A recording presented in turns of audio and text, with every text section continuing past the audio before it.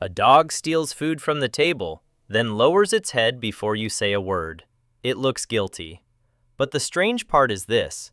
Science suggests the dog may not be reacting to what it did. The guilty look is one of the most familiar scenes in the human-animal relationship.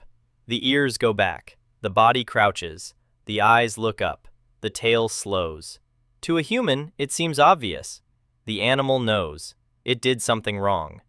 But in 2009, Alexandra Horowitz tested that assumption. Dogs were told not to eat a treat. Sometimes they obeyed. Sometimes the treat was removed by the experimenter. Sometimes the dog actually ate it. Then owners were told either that the dog had obeyed or disobeyed. The strongest guilty-looking behavior did not appear when dogs had done the wrong thing. It appeared when owners scolded them. Even innocent dogs looked guilty when their owners believed they had disobeyed. A later study found a similar pattern. Dogs did not reliably show the guilty look simply because they had committed the forbidden act. The expression was strongly tied to the owner's negative reaction. That changes the question. Maybe the dog is not saying, "I regret what I did." Maybe it is saying, "You are angry, and I know how to survive that."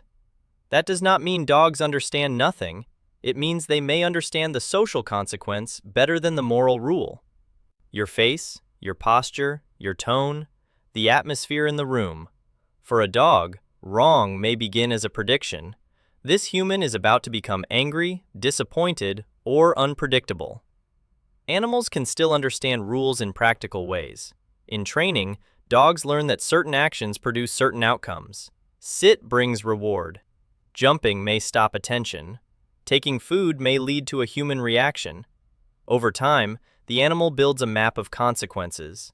The map is real, but it is not the same as guilt. Guilt requires a self looking backward and judging its own behavior. Science cannot easily prove that in a dog standing beside a destroyed pillow. Other animals bring the question closer to the edge. Some species can monitor uncertainty. In metacognition studies, animals are given difficult tasks and the option to skip a trial for a smaller, guaranteed reward.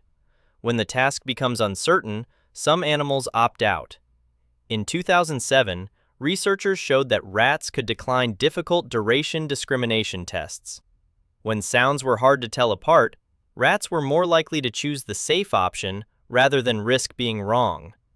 A rat probably does not feel shame over an error, but it may know when its answer is unreliable. Chimpanzees show another layer. In ape cognition studies, chimpanzees seek information when they have not seen where food was hidden. If they know, they go directly. If they do not know, they look first. The chimpanzee is not only asking, "Where is the food?" It is asking, "Do I have enough information to act?" That is not guilt, but it is self-monitoring. And self-monitoring is part of what makes human guilt possible. Still, doing something wrong is not only about making a mistake. It can also mean violating a social expectation. Capuchin monkeys have shown strong reactions to unfairness. In a famous experiment, two monkeys performed the same task but received different rewards. One received cucumber, the other received grapes. When the first monkey saw the better reward given to the other, it often rejected the cucumber. The monkey was not apologizing. It was protesting. But the study showed that some animals track what should happen in a social exchange. Same work, same reward. If the rule is broken, the animal reacts. That is important because wrong in social life often begins there, not morality, expectation. This is where humans often misunderstand animals. We see a guilty face and imagine confession. We see avoidance and imagine regret. We see an animal hide after doing something forbidden and assume it is replaying the event the way we would. But the measurable evidence points to something more complicated. Animals can learn rules. They can predict punishment. They can read anger. They can monitor uncertainty. They can react to unfairness. They can adjust behavior when social expectations break.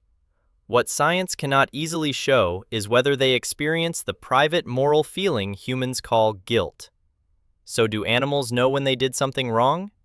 Sometimes they may know an action leads to trouble. Sometimes they may know a rule has been broken. Sometimes, they may know another individual is angry. And in some species, they may even know when their own knowledge is uncertain.